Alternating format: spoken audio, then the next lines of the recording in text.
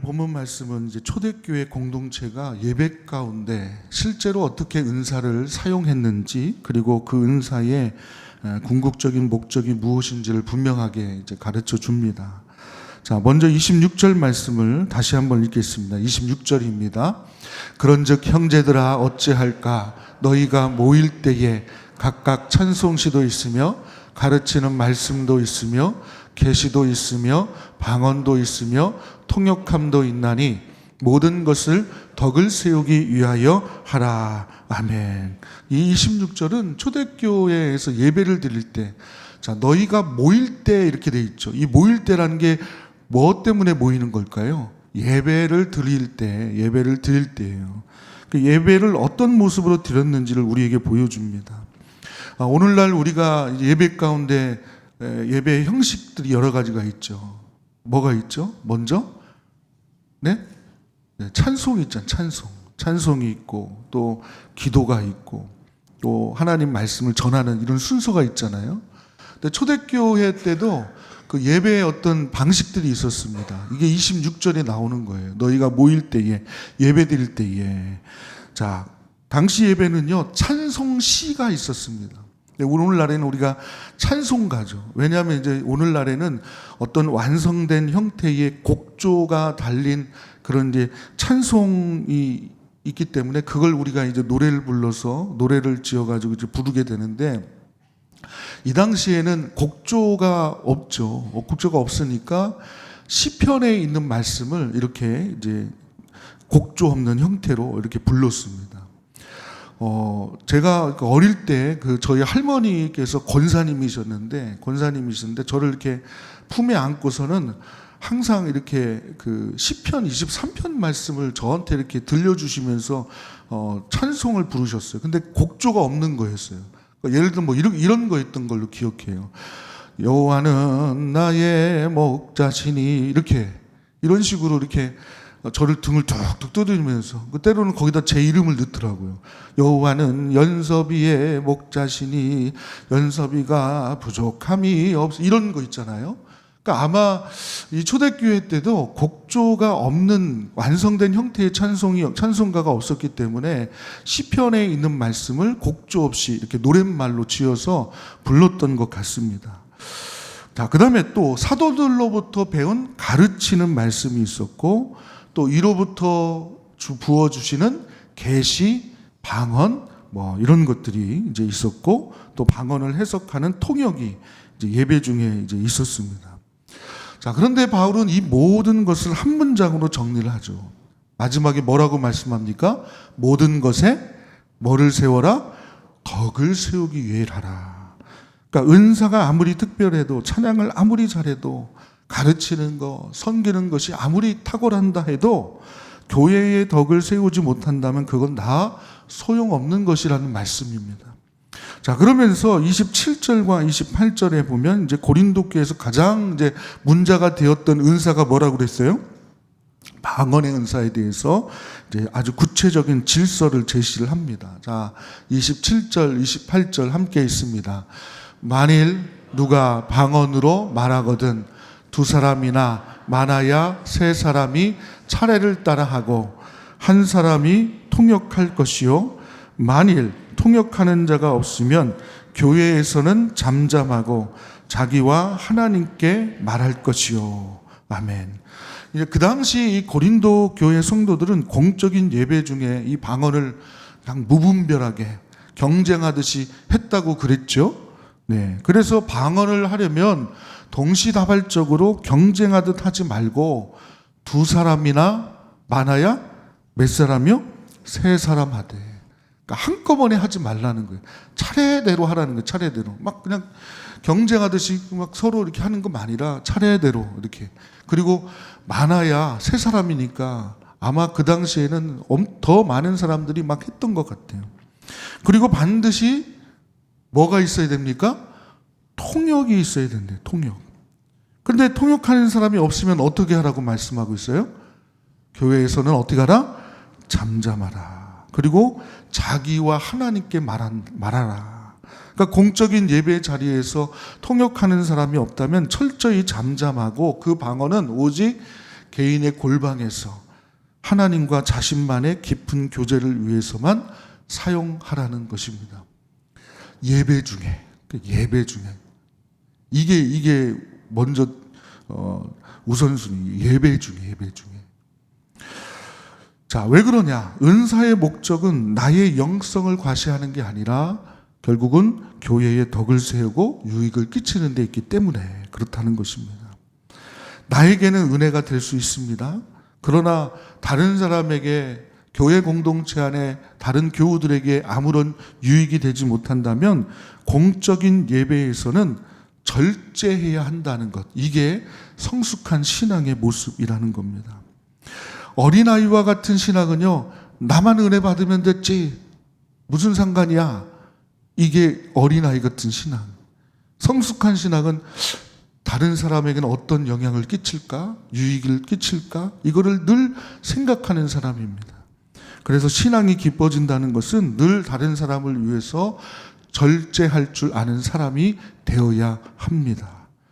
자, 그 다음에 이제 계속해서 29절과 30절 말씀을 또 함께 읽겠습니다. 29절 30절입니다. 예언하는 자는 둘이나 셋이나 말하고 다른 이들은 분별할 것이요, 만일 곁에 앉아있는 다른 이에게 계시가 있으면 먼저 하던 자는 잠잠할지니라. 아멘.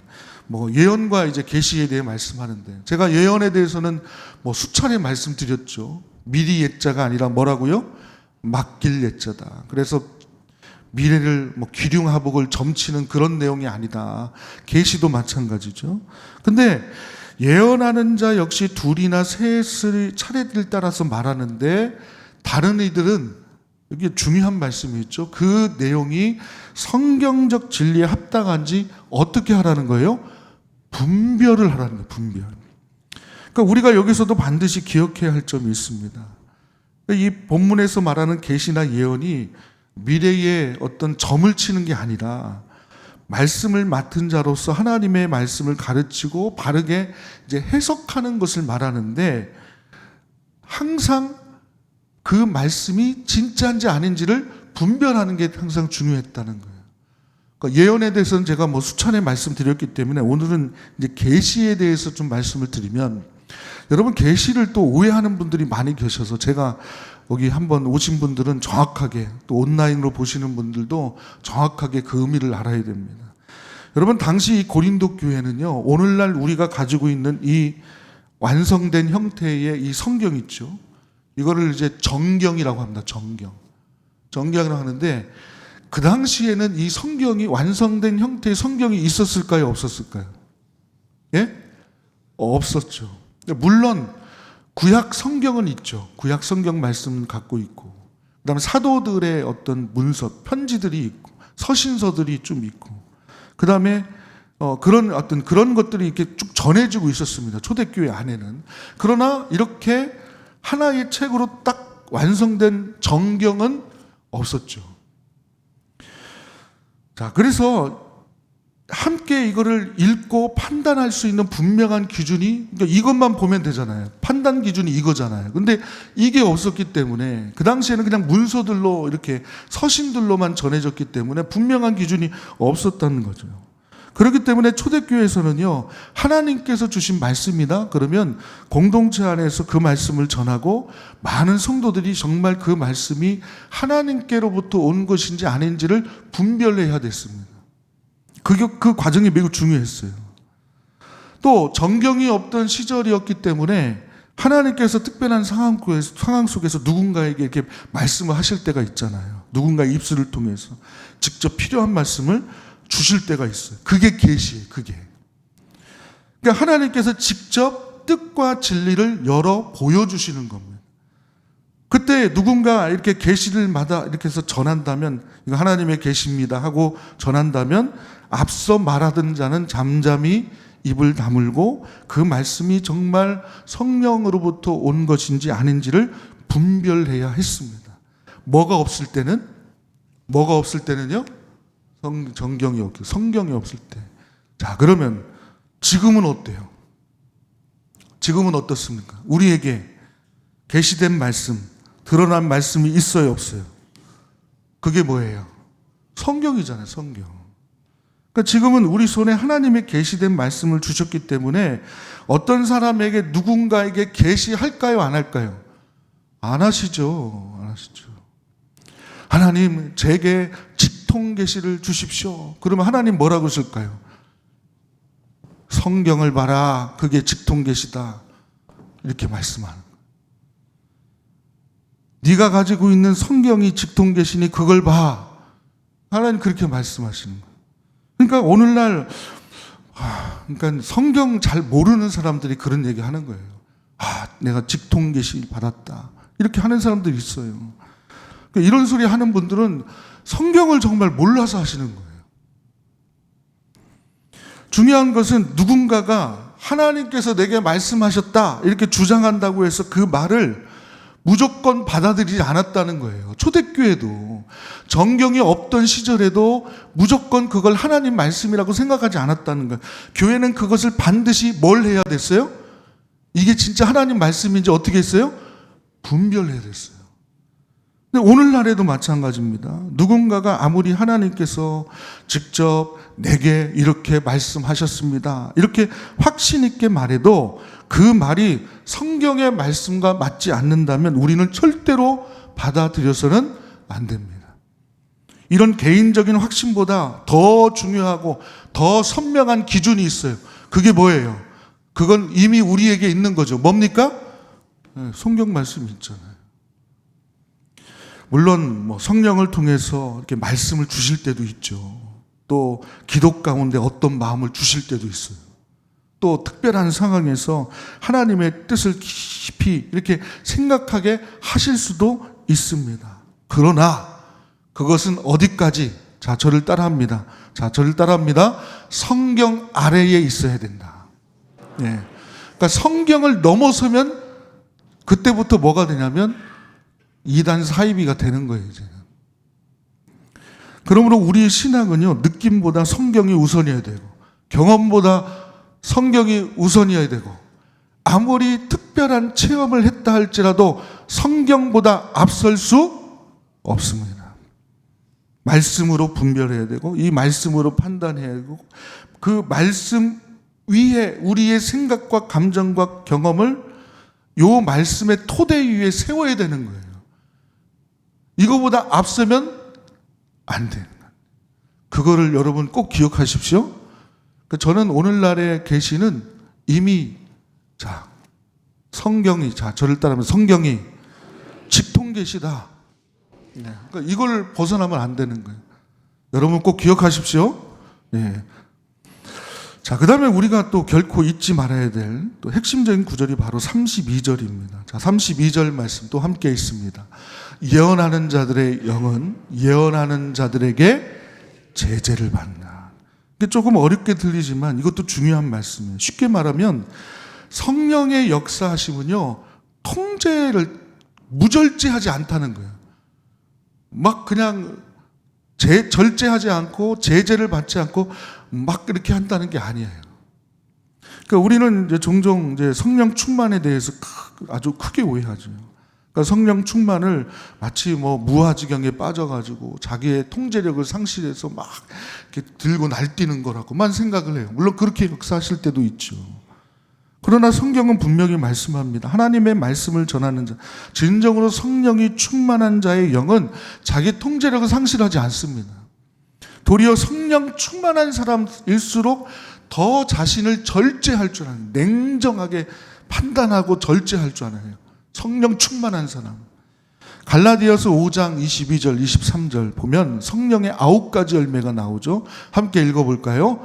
오직 성령의 열매는 사랑과 희락과 화평과 오래 참음과 자비와 양선과 충성과 온유와 그다음 뭐예요?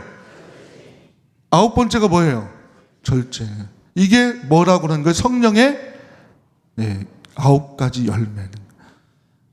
절제가 성령의 열매입니다. 그러니까 성령 충만하면 내 말을 절제할 줄 알아요. 성령 충만하면 내 감정도 절제할 줄 알아요. 성령 충만하면 내 주장도 절제할 줄 알아요. 내가 원하도 공동체의 유익을 위해서 절제할 줄 알아요. 내 생각이 있어도 교회의 덕을 위해서 절제하는 것. 이게 성령 충만입니다. 그리고 우리가 이토록 영적인 질서를 지키고 절제해야 되는 궁극적인 이유가 있어요. 하나님의 본성 때문에. 자, 33절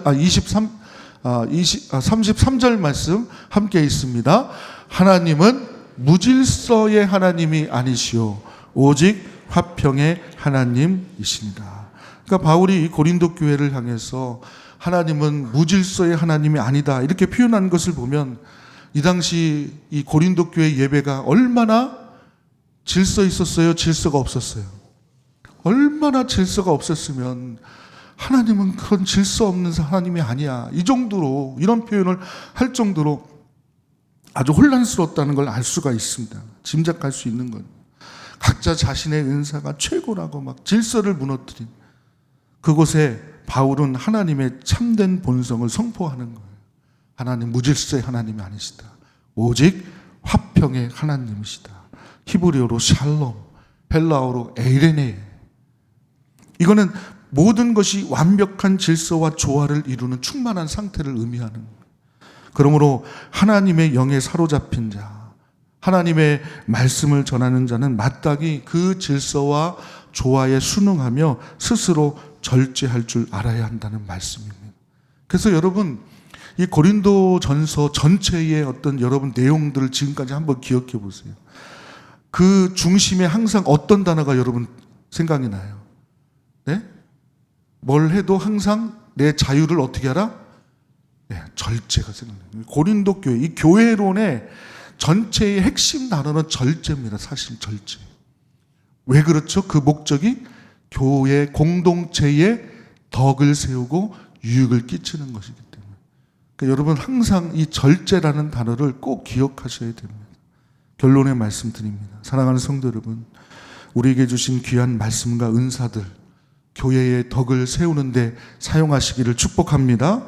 그래서 우리 가정과 또 우리 교회 안에 하나님이 주시는 참된 샬롬과 또 에이레네의 축복이 우리 가정 교회 안에 충만하게 임하시기를 주님의 이름으로 축복합니다.